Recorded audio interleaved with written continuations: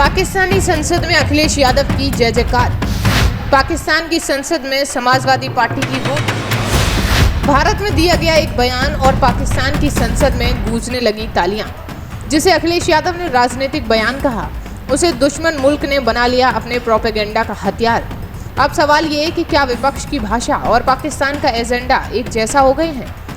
लोकसभा में समाजवादी पार्टी के प्रमुख अखिलेश यादव ने कहा कि भारत में मुसलमानों को सेकंड ग्रेड नागरिक बनाया जा रहा है, उनकी संपत्तियां छीनी जा रही हैं और संविधान का खुलेआम उल्लंघन हो रहा है। उनका ये बयान संसद में विपक्ष की आवाज लगा, लेकिन इस बयान का असली धमाका पाकिस्तान में देखने को मिला, और वो भी सरकारी संसद में। एक और जहां पहलगाम आतंकी हमले से देश में आक्रोश है, तो वहीं समाजवादी पार्टी इस पर सरकार के खिलाफ लगातार बयानबाजी कर रही है।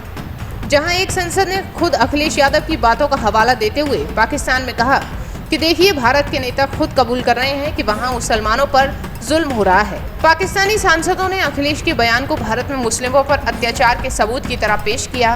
भड़के माता है, यकीन करें कि उसकी पूरी इंडिया की जो अपोजिशन है वो भी उसकी मजम्मत कर रही है। अभी आप जाएं, जो जैसे दिल्ली के सीएम ने उसकी मजम्मत की है, दिल्ली में आम आदमी पार्टी के जो लोग हैं उन्होंने उसकी मजम्मत की है, उत्तर प्रदेश में आप जाएं समाजवादी पार्टी ने उसकी मजम्मत की है। किसी ने भी मोदी को इतनी सपोर्ट नहीं दी, उसको कहा है कि ये तुम्हारा वाकया है, तुम पहले ही मुसलमानों के खिलाफ हो, अभी तुम्हें जो है अपने के लिए कोई ना कोई कवर चाहिए। तो हमें इस चीज को उसी तनाजुर में लेना चाहिए। यानी भारत का विपक्षी नेता पाकिस्तान की संसद का हथियार। तालियां भी बजीं और भारत को शर्मिंदा करने की पूरी कोशिश की गई।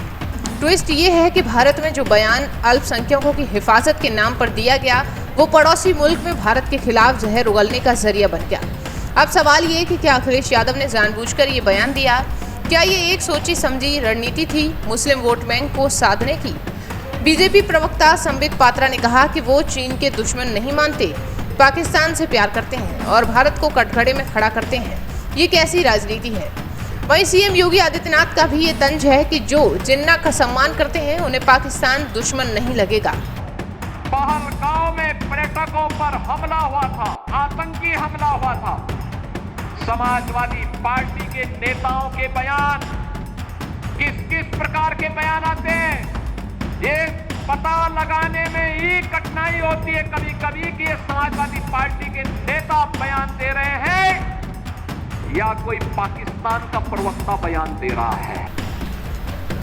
भारत की राजनीति अब सिर्फ भारत तक सीमित नहीं रही। विपक्ष के हर बयान का असर अब अंतर्राष्ट्रीय स्तर पर भी पड़ता है, और जब पाकिस्तानी संसद में विपक्षी नेता एक बयान का जिक्र होकर तालियां बजने लगती हैं, तो ये सिर्फ आलोचना नहीं, एक राष्ट्रीय शर्म का विषय बन जाता है।